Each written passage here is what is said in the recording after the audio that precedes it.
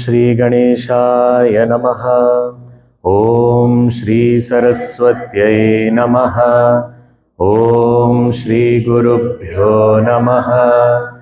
Om Samasta Jana Kalyane Niratam Karunamayam Namami Chinmayam Devam Sadgurum Brahma Vidvaram. Om Mukam Karoti Vachalam Pangum Langhayate Girim Yat Kripatamaham Vande Paramananda Madhavam.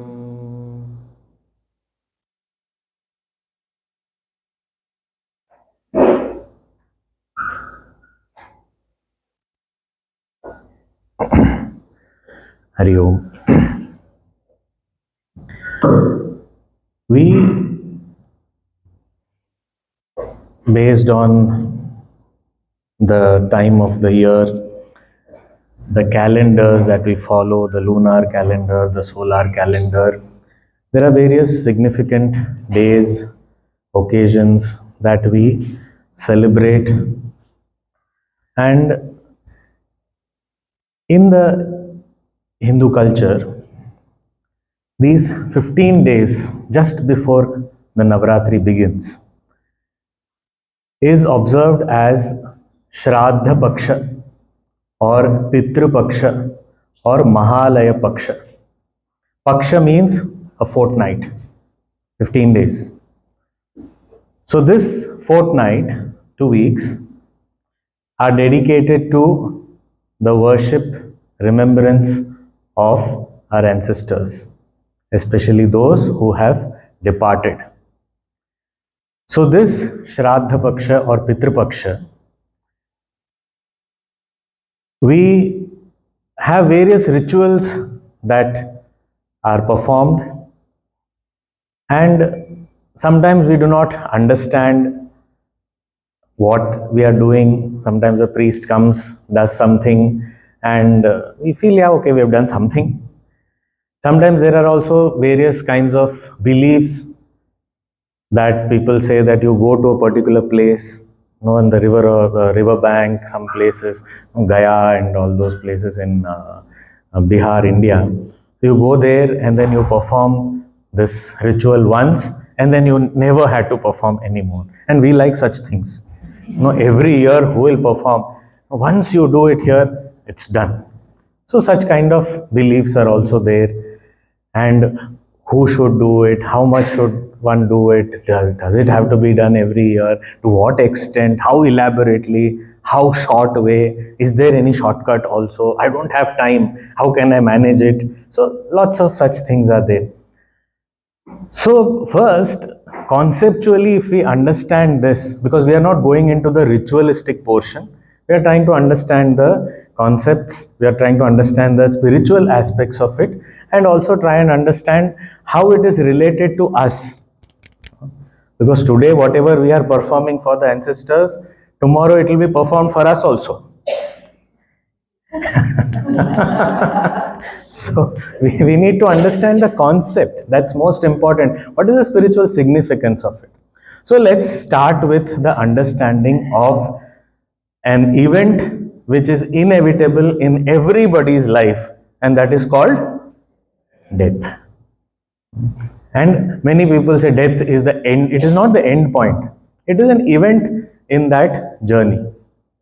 So what is death? We are talking from purely a scriptural perspective, from the Vedantic standpoint. We as individuals, our personality, if we say one individual, one person, what is that person? Often we say that this person is, we identify the person with the physical body. And when we talk about ourselves also, I say, I was born on this day, I am so many years old, I am weak, I am strong, I am tall, I am short. So this kind of different adjectives, all these adjectives actually are describing the body. But we mention it as I am like this. So it is, so we generally consider ourselves just to be the body. But the scriptures tell us, and when we also start thinking a little logically, we understand that our personality has various other layers also. When we say body, it is not, in the Vedantic scripture, body does not just mean this physical appearance that we are seeing.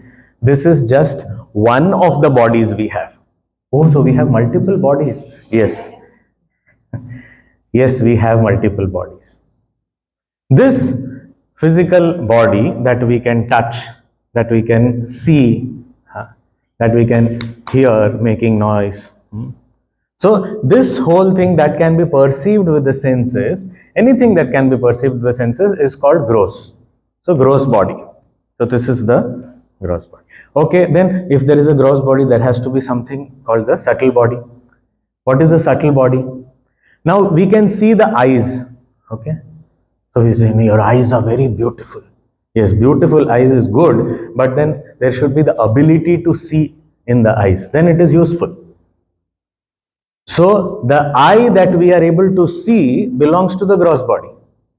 But the ability to see, which cannot be perceived with the senses, but there is an ability to see because of which we are seeing. That ability to see is called the sense organ.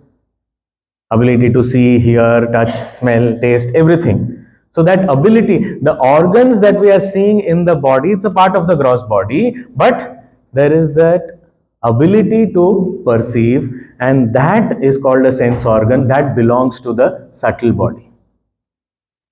In Sanskrit called Sukshma Sharira. The gross body is called Sthula Sharira, and the subtle body called the Sukshma Sharira. Similarly, we think, we feel. This ability to think, ability to feel, it is not happening in a physical location. Although we say that it can be mapped on the brain. There are certain neurons that fire, and in the brain there are centers where that carry out certain thoughts, certain emotions. Yes, it may be there mapped on the brain, but that feeling is somewhere, I feel, deeper than just a physical organ. That feeling, that thought, all that belongs to the subtle body. Sukshma Sharira. So there are the sense organs, there are the thoughts, the mind, the intellect, all these are subtler instruments that we have. So the gross body, the subtle body. Okay. Now this gross body and subtle body, both of them function, both of them exist and function because of another unmanifest part, which also we in the scriptures is referred to as another body, and that is called the causal body or Karana Sharira. When it is written in English causal, sometimes we read it as casual body. So it is not casual, there is nothing casual about it. Because of the causal body, we take life casually. That's a different thing. So it's ignorance, basically. The ignorance of my true identity leads me to believe that I am something that I am not. I am the body, I am the mind, etc. So that ignorance aspect is called the causal body or the Karana Sharira. Three bodies. The gross body, subtle body, and causal body. Clear? So all of us have all these three with us now as we are sitting together. It is there. Okay, now these gross instruments, subtle instruments, and their cause, all these three put together, all are inert by nature. What is this gross body? If we take a sample and analyze, then we can apply it to the entire thing. So gross body we can perceive, therefore we can analyze easily. What is it made up of? Different chemicals, minerals. So this is what it is made up of. And this gross body, inert by nature, it doesn't have any sentience by itself. There is something enlivening it. So this enlivening factor is called in the scriptures as consciousness, Chaitanya. This touch of consciousness enlivens this inert, otherwise inert, gross body and subtle body. And the causal body is just behind them, both of them, as the reason. Okay, so now this consciousness, which is also called as the truth, the supreme reality. Now, how many truths or supreme realities can there be? If we say reality, it can be only one. It cannot be multiple realities. Reality has to be one. It is ultimate reality. So this reality, which is just one, now it is expressing through so many different gross body, subtle body. So how is it possible? One supreme reality, one consciousness, enlivening all these different bodies. If we think about this, if we have to take an analogy, we all are familiar with computers, right? Nowadays, everyone is familiar, and it makes this explanation easy. Computers have something called a hardware. Hardware is what? That you can see, perceive, touch. And it is operated by something that is called a software, which is not perceivable directly, but it is working inside it. Both these, hardware and software, are of no use if there is no electricity. It has to be plugged in or charged, whatever. So, with the touch of electricity, the hardware and the software are as though enlivened. The software makes functions through the body of the hardware. This is clear? How many electricities are there? Electricities are not many. There is only one electricity. But as many appliances, as many gadgets, as many bulbs here in the hall, so many expressions can be there. Electricity is one. Electricity is everywhere. Where there is no bulb, there also electricity is there.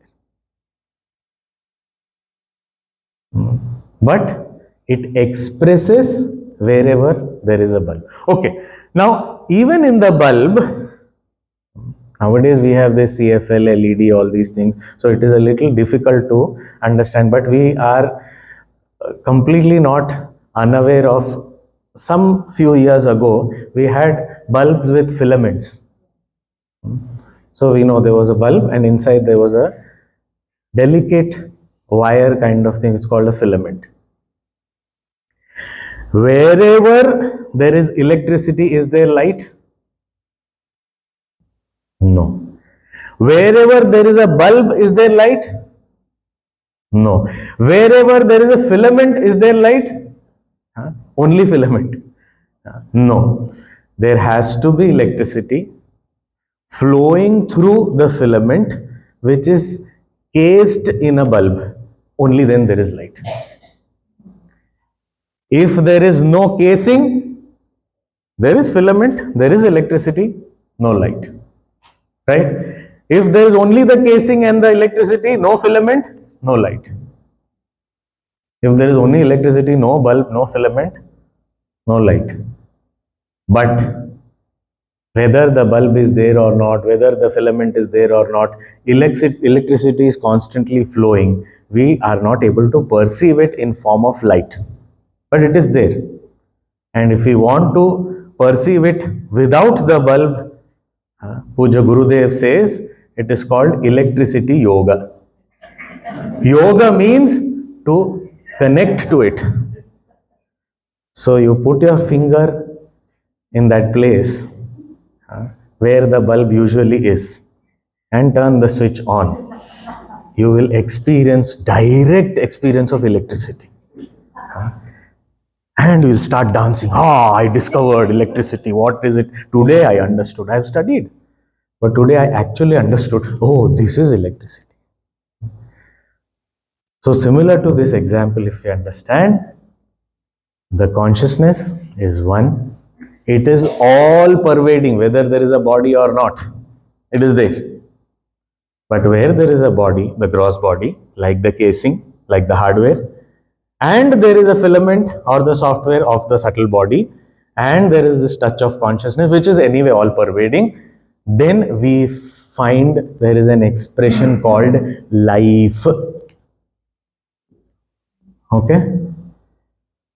So the expression called life is available for perception where there is a gross body, there is a subtle body, and the touch of consciousness. Okay, this touch of consciousness also in certain scriptures is referred to as a reflection of consciousness. But you have to understand it is not a literal reflection. It is that form of life in the bulb in the form of light. So that is what is called as the reflection of electricity expresses as the light in the bulb through the medium of the filament. Similarly, the reflection of the all-pervading consciousness expresses his life through the subtle body in this gross body. Okay? This much is clear as concept. Now what is death? What in this whole thing, this complex, death is what? The death is the end of the gross body alone. Nothing has happened to the subtle body. What we perceive as death is actually the gross body has disconnected from the power source. It is disconnected. Then what happens? That expression called life is not seen. I don't see it the way I see it otherwise. So there's only a bulb, no filament. Even if electricity is flowing through it, we won't see light. But it is still there. So when this gross body gets disconnected from the subtle body endowed with the reflection of consciousness. So this reflection of consciousness is always there with the subtle body. Like with the filament, the electricity is connected. It is not connected with the casing called the bulb. It is connected with the filament. So similarly, the consciousness is reflected in the medium of the subtle body, and that gets disconnected from the gross body. So therefore, the expression called life is not available anymore in the gross body.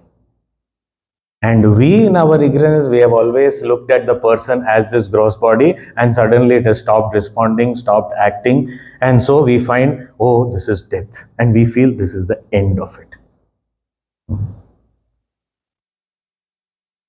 Like we have some data in a phone.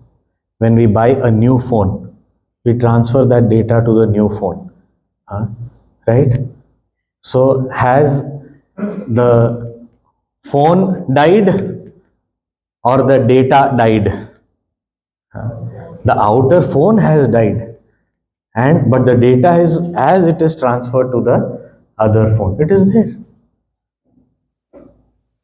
So if I feel sad, which is natural, there is nothing wrong with feeling sad, but we should understand that it is actually the outer casing that has got disconnected. The data has transferred intact as it is to the next instrument. So the journey of that data continues. So there is no loss. It is only the instrument that has changed. So that has become old.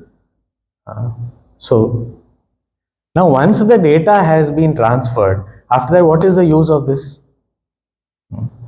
Either we pass it on, give it to someone who may need it, or we can maximum use it as a paperweight. Okay. Or we say if there is some resale value, we can get something out of it. So we sell it. So something, but we dispose it off. We don't keep that. And even if we keep, we cannot use it as a phone. Because the data has passed on. Now, without that, what am I going to do with this?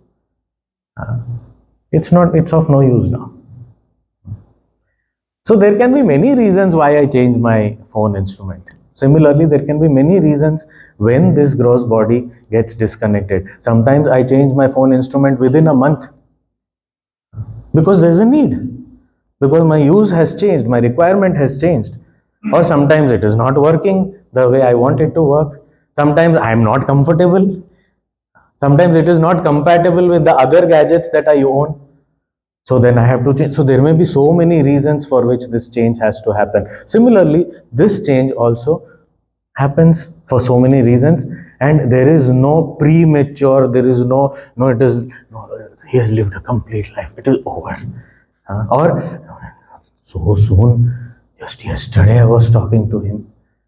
But there is no, we cannot, these all things are beyond our senses, beyond our comprehension. That is why it is difficult for us to understand. We think from our own logic and we say, logically, he should not have gone now. Thank you for your logic, but then it is not applicable here. So we can't use our logic there. So for any reason it may happen. There are people who wear a shirt just once. After that it is old. I am not going to wear it again. There are so many people who do that. Just once they wear a shirt, over. It is old. And there are people, they have a t-shirt which they used to wear in school. Now after repeated wash and all, it has become so soft and it is so comfortable. And people say, when will you get rid of it? If I don't find some mop or something, I'll catch hold of you and I'll wipe the floor. It is so bad. No, but it is so comfortable. So even with holes in it, we don't want to give it up. So sometimes the life of the t-shirt goes on for a long time, and sometimes one time I use it and over, discard it. So it can happen at any time. So the death essentially is the gross body remaining where it is, the subtle body endowed with the touch of consciousness, the reflection of consciousness, leaves it. This going away. This is called death. That's why there are various expressions. Is departed. Departed from where? This body. Kicked the bucket. There's an expression. Which bucket? This gross body, this bucket. Kicked the bucket. Left. Have gone. Gone. Where? Leaving this. This is what is gone. So if we understand this concept of what is happening in death, now who is this? We ourselves know, when we use these expressions, we ourselves say that they have left, they have gone. Means the one whom we are mourning for have gone, means they are still there. What is remaining here is not that person whom we ourselves know deep within. That's why we use these expressions. They have gone, passed on, gone away. So which means whatever is remaining is not that person. We know it. But still, we are so attached. We feel this is the person. So the person is still there. And that is why this Shraddha Paksha and all becomes important. Otherwise, if it was the end, then who are we remembering and why are we remembering? And they are just a figment of our imagination or our memory, that's all. Oh, there was somebody, now they are not there. They are not there in that form, but that individual, in Sanskrit it is called the Jiva, is still there. He is still migrating, he is transmigrating, he is going here and there, his journey continues. Our journey also, before we were born in this form, we also had such various different types of births and we have reached here, and further also there is a journey. So this Jiva departing from the Sthula Sharira is called death. So when we perform rituals, it is not for the Sthula Sharira. Because it is after all calcium and phosphorus. What rituals do we need to make? But we respectfully cremate. So because as the body used by that our beloved, he or she has used this body, so there is that due respect has to be given to that body, and respectfully we cremate. To the extent that in Ramayana we see Ramchandra ji sends Vibhishana and just perform the last rites of your brother, cremate his body respectfully. After all, I had no enmity towards him, and this is just his body lying there in the battlefield. Go and cremate him. So respectfully we cremate. And the rituals associated soon after death, actually nowadays lot of shortcuts are happening, so we sometimes do not know what is to be done or what is a real thing. So just basic concepts. It is said after death there can be different types of onward journeys, which is called gati in Sanskrit. So the different types of gati can be there. It is not, no, some people have a notion that as soon as one dies, that very moment the jiva leaves this body and suddenly is born somewhere else. Instantly. And then they say, this time is the death time of this person, and in that same family there is a great grandchild born at the same time. So it is the same jiva has come. We cannot deny, we are not saying that it may not be so, but that is not the only gati. It is not that instantly here gone and there appear. It is not like that. Gatis can be different. There can be gatis where based on the various karma that the person has done during this lifetime or the past lifetimes, there is, he goes to different realms of experiences, which is called loka. It could be Swarga Loka, Pitru Loka, etc. So it is a different realm of experience. So based on the karma, one goes there.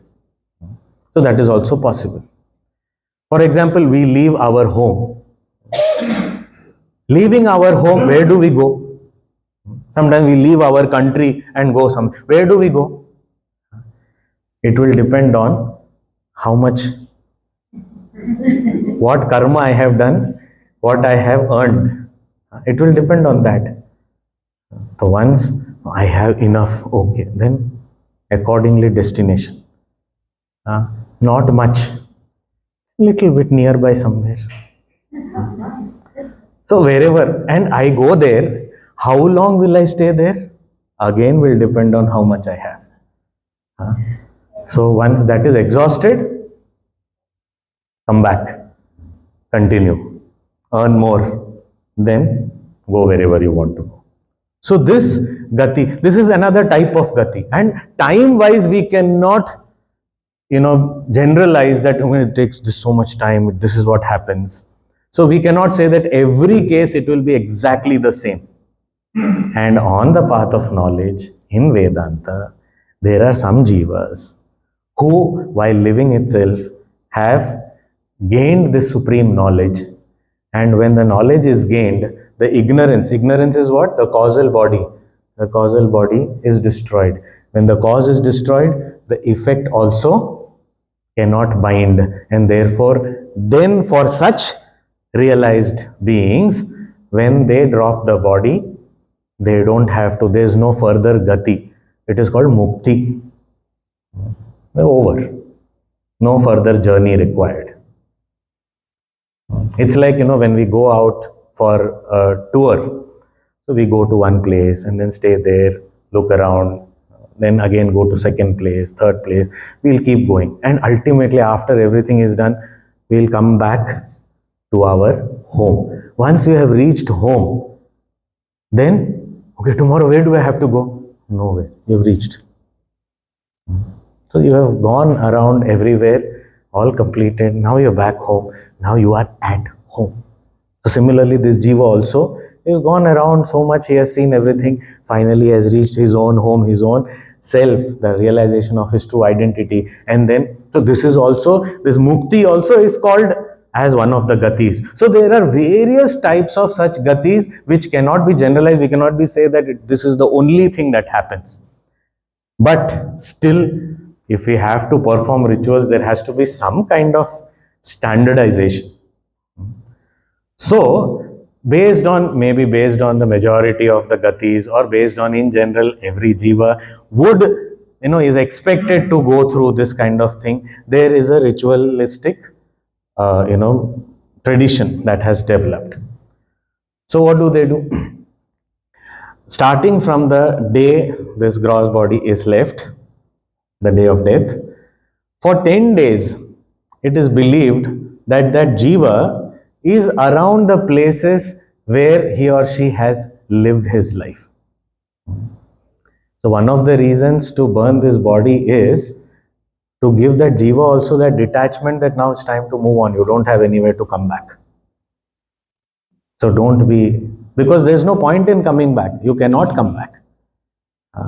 It's a one-way traffic. It's time to move forward. So don't look back. Don't come back. So this kind of, jiva, he moves around in places where he has frequented in this lifetime. After all, attachment. What is attachment? It is a thought, it is an emotion, and that thought and emotion are there in the subtle body. So the subtle body can move about. And this state of that jiva, where he or she, that jiva, we can't call it he, she, something, but some pronoun I am using, okay?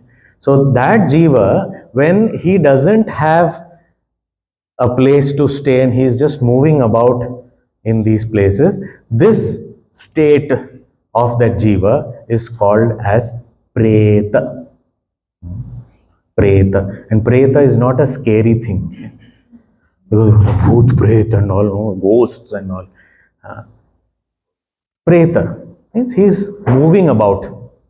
He is not settled in one place. He's moving about. He wants to go there. He wants to go there. Oh, in childhood I have been there. I have visited this place so many times. So they keep moving about, and we cannot see them. Why? Because subtle. If it is gross only, we can see. So not to worry. And with subtle body, nobody can touch the gross body, right? Huh? Can I touch? Just with the subtle body, can I touch anything gross? No. So ghosts also cannot come and touch us. They may be able to see us. That's a different thing. Really? So better behave properly. They may be able to. But this is what is we call as, when we create this thing about ghosts and all. It's actually, it's a preta.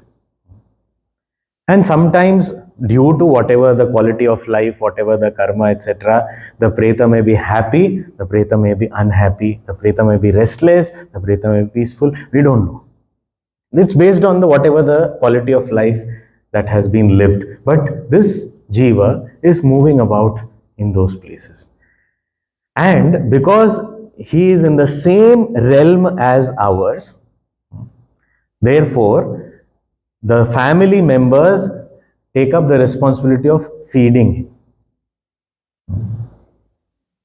Now imagine this condition that I am feeling hungry, but I don't have a hand to pick up the food. I don't have a mouth to put the food into. I don't have a stomach to digest the food, but I am feeling hungry. What would be the condition? It's not a very great condition. And that's the reason the family also mourns that period of 10 days. Mourns means identifies with that difficulty that that preta is facing. And say that, oh. And every day there is a ritual to offer food to that preta. So this goes on for 10 days. On the 11th day, it is said that the preta, by that time, it is very similar to if we apply for going into another country and there is some paperwork, documentation, and it takes some time. And after some time, it comes through, and then there is approval that, okay, you can enter, you are legally, you can enter the country. And then with that approval, we start our journey only after the approvals come, okay? We don't start and say, on the way, let it come.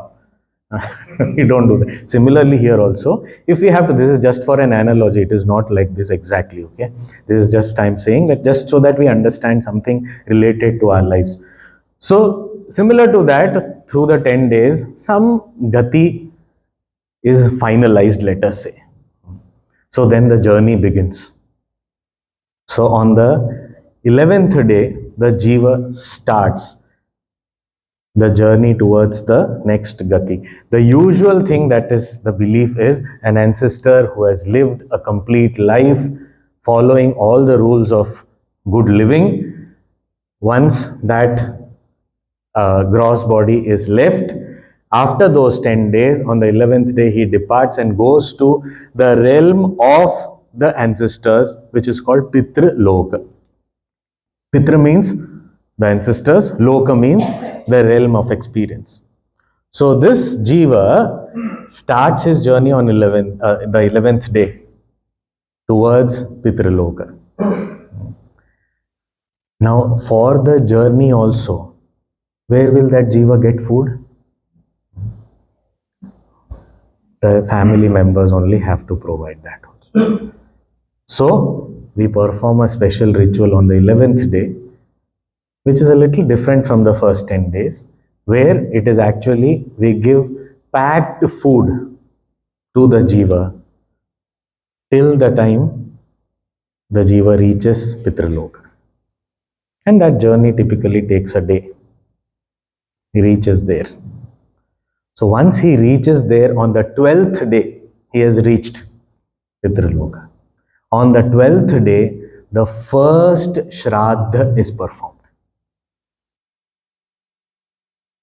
So the Shraaddha means, this word Shraaddha means that which is performed out of faith. Shraddhaya krita Shraaddham. Shraddhaya kritam Shraaddham.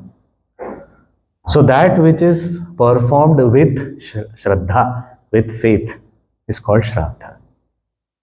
Why faith is required in this? Because we cannot see who is receiving, how that passing on is happening. I am offering some food here and somebody is getting somewhere else. How is it possible? So see, these kinds of questions may arise. And in this Shraddha only, what we call as, these are all popular terms, Pindadana. So there are rice balls and typically they are very, very hot. Traditionally, they have to be boiling hot, they was steaming hot.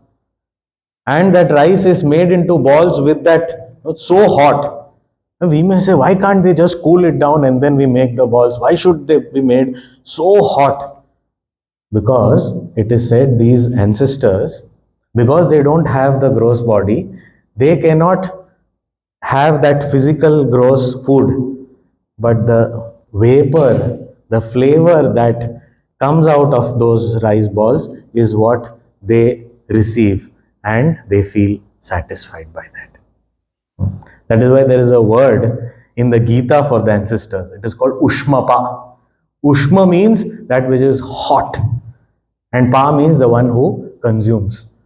The one who consumes very, very hot. So if we have a habit of consuming very hot tea, hot coffee, hot chapatis, we are already Ushmapa.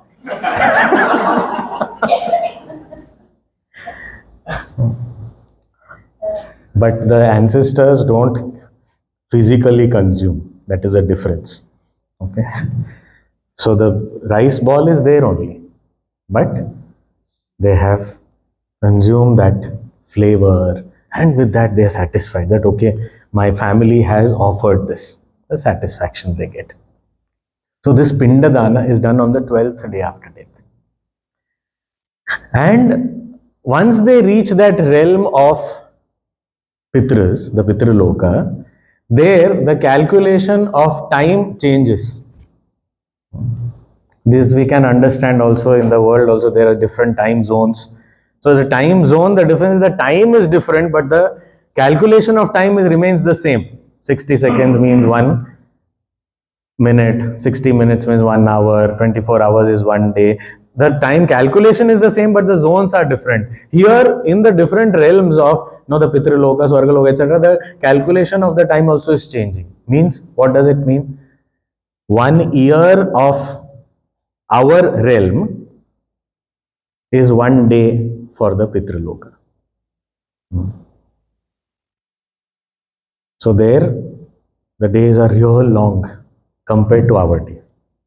1 year of ours is 1 day of theirs. And therefore, after that 12th day Shraddha, the first Shraddha that is offered, every year Shraddha is offered to the Pitras. So every year is our every year, but for them, they are fed every day.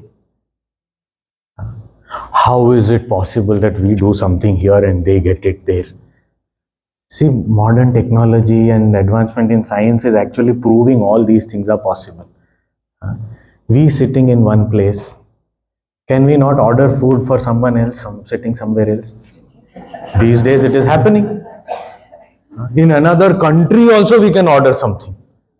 Is it not possible? So we are seeing it happening there. So why is it not possible in another loka? It's just that technology has not advanced so much. But the ancient tradition was so advanced, and now we are slowly catching up. So it is possible. We deposit money here and somebody sitting in some other country gets it in their own account. Is it not possible? How is it possible? So same way, we offer some ritual here. Wherever that jiva is, he or she will get it. Okay, but then in Pitraloka, okay, understood. But if that jiva is born somewhere else, will they get? Yes, they will get. No, but you are offering rice ball. What if the Pitru has, next Janma, he is a lion? Then the lion does not eat rice balls. Then what is the use of offering rice balls? We offer rice balls. If that jiva has taken the next birth of a lion, that jiva will get the lion's food. So not to worry, this system is foolproof. Okay, so not to worry about this. That is why Shraddha is required. That is why faith is required. Because we cannot go out and prove. So there has to be faith that this ritual, and as science and technology is advancing, we are seeing so many things are being proved. So one day we will understand this also will be proved with something or the other. But with faith, we offer the food every year to the ancestors, and they will definitely get, whether they have taken up another birth or not, whether they have or they are in the realm of the Pitrus, the realm of the ancestors. They will get whatever they have to get. Now let us say in our own home, somebody who wants to go, let us say they want to go and stay in Haridwar on the banks of river Ganga in India. For their old age, they want to stay there. Okay, they are not earning themselves. They want to stay there. Now we have a sense of gratitude and responsibility towards them. So we make arrangements, we say, okay, you go and stay in this particular place, you can stay comfortably and do your sadhana, whatever, stay there. Okay. But don't we also regularly make sure that they are sent some, the whatever the rent of the place or whatever expenses are there, we keep sending that to the place where they are so that they can continue to stay there.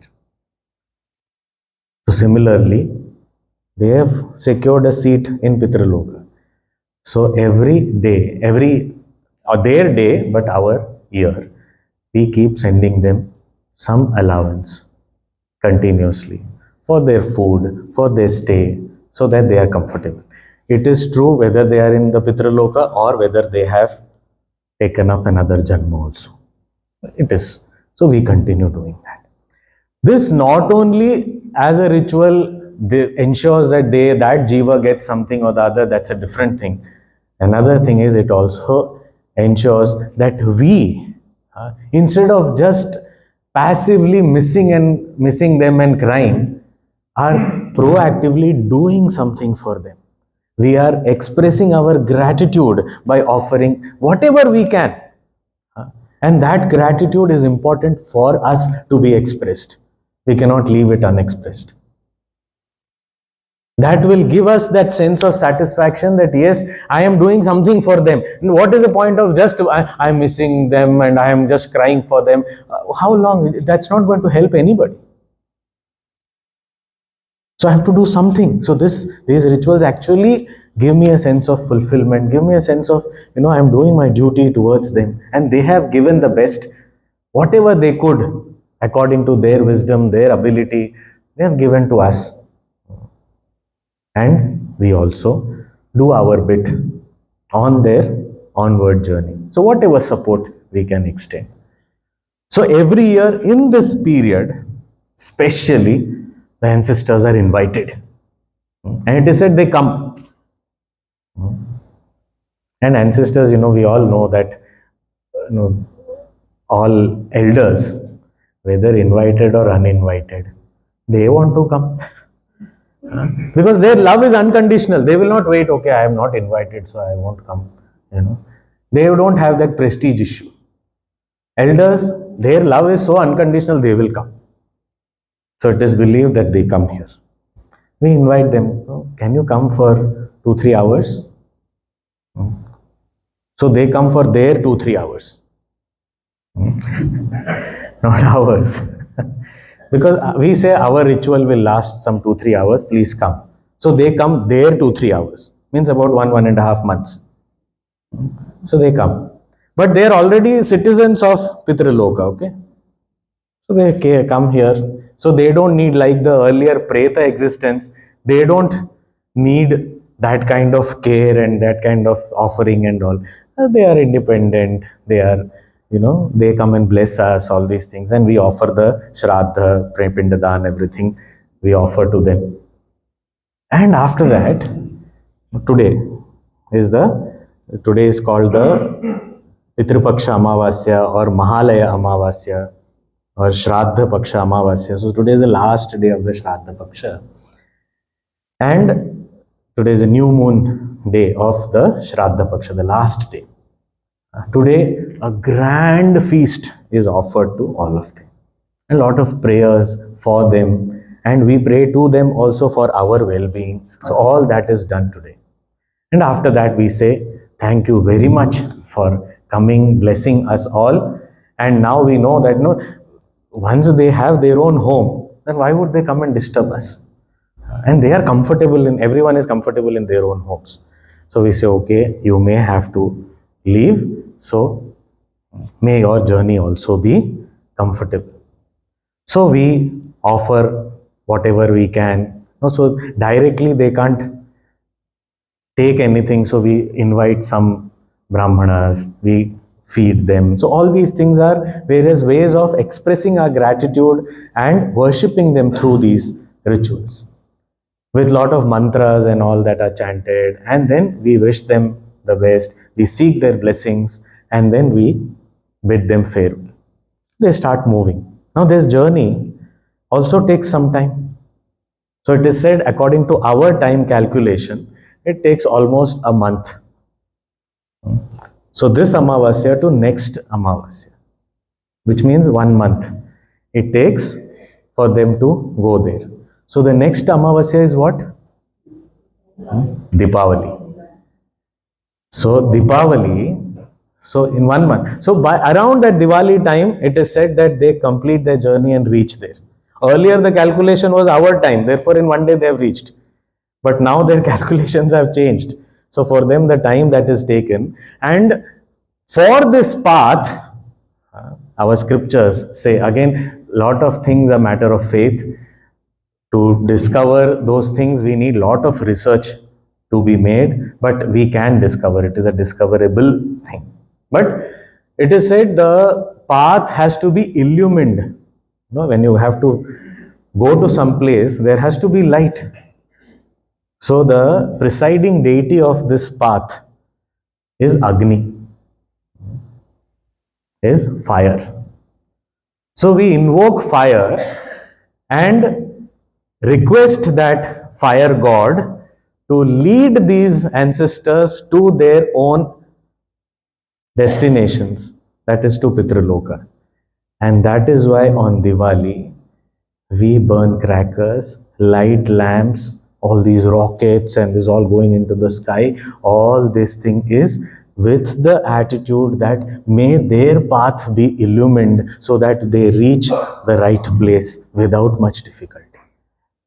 So this bursting of crackers is actually called as Ulka Danam.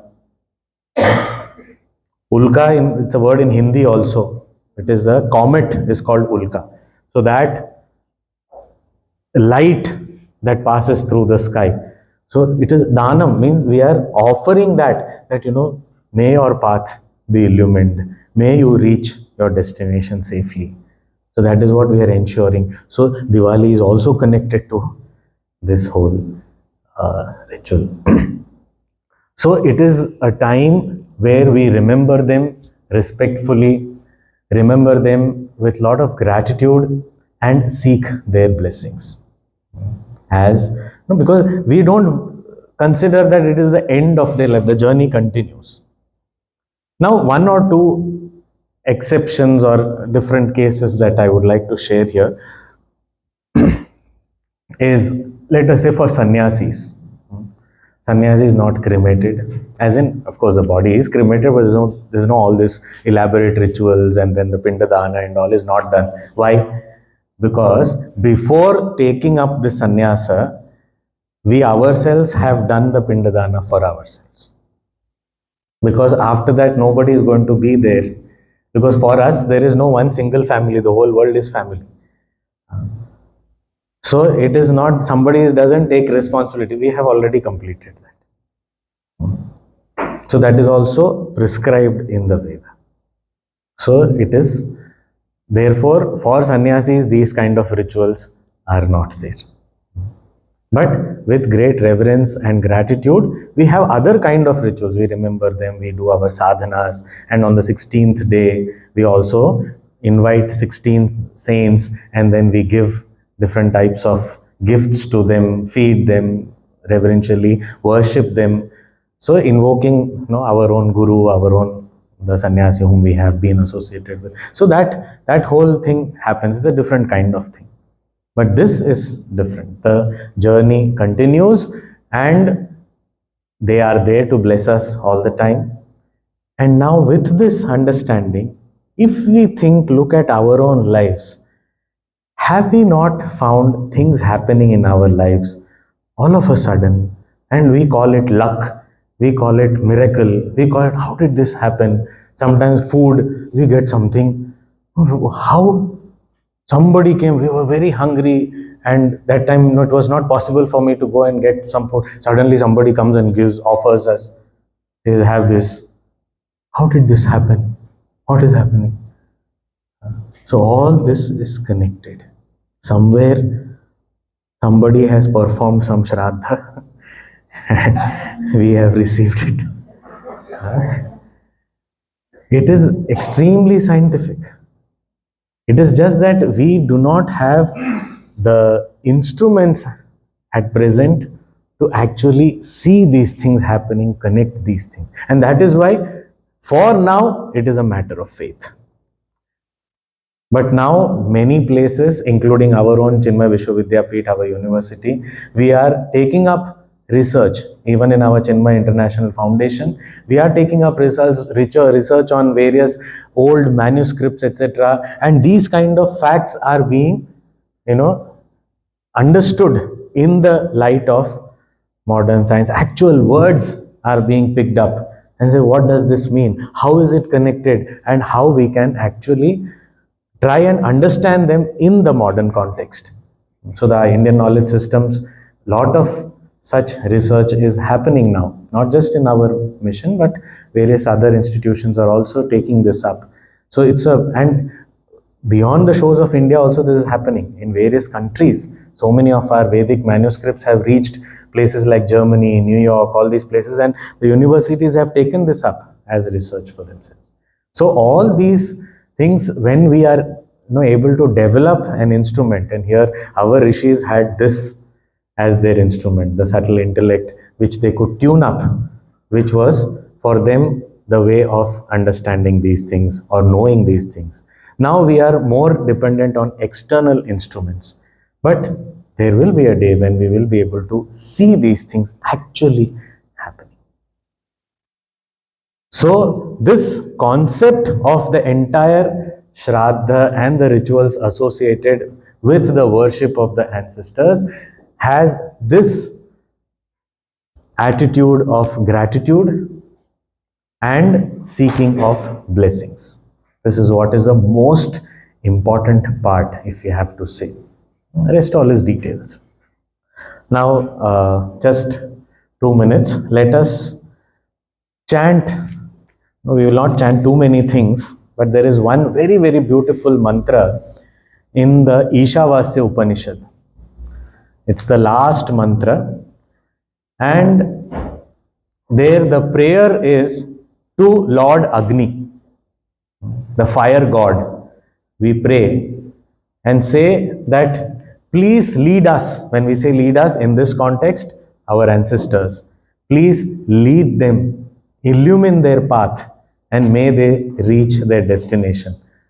And when we request something and ask for something from someone, there is always a question, what do you have to offer in return?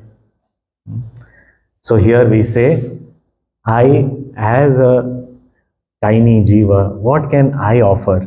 All I can do is, in gratitude, I remain ever at your feet, bowing down and seeking your blessings. So this is the meaning of this verse. So we will chant this verse. I'll chant. Please do repeat.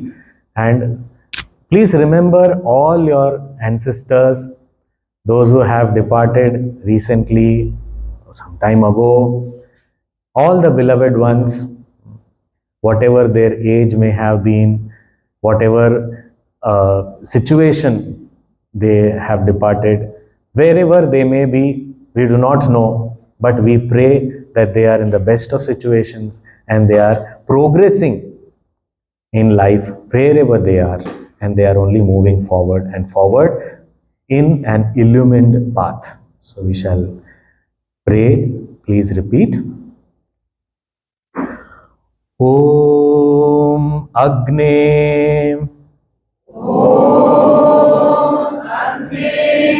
Naya Supataraye Asman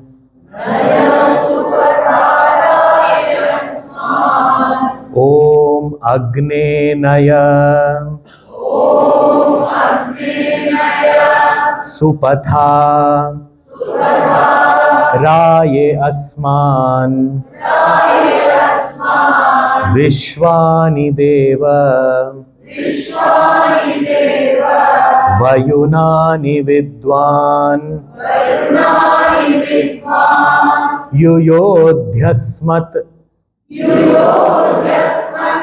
Juhuranameno Bhuyishtham Te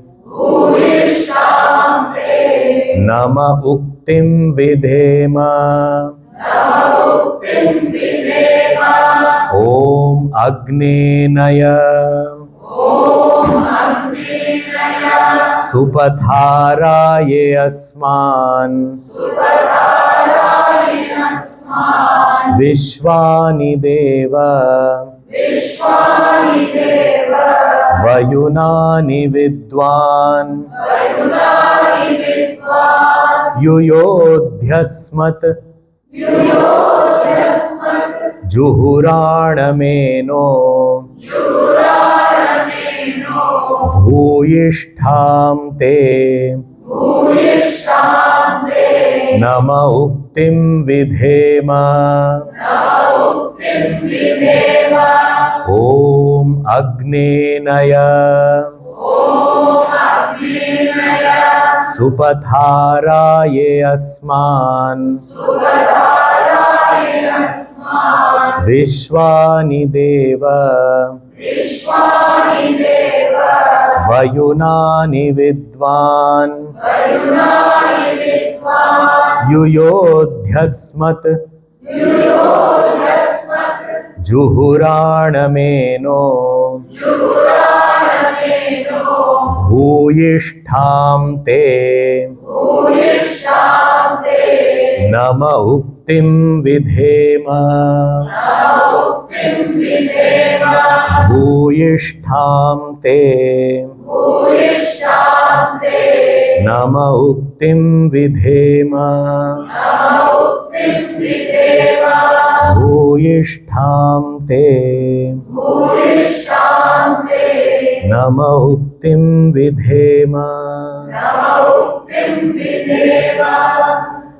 ॐ पूर्णमदः पूर्णमिदं पूर्णात् पूर्णमुदच्यते पूर्णस्य पूर्णमादाय पूर्णमेवावशिष्यते ॐ शान्तिः शान्तिः शान्तिः हरिः ॐ श्रीगुरुभ्यो नमः हरिः ॐ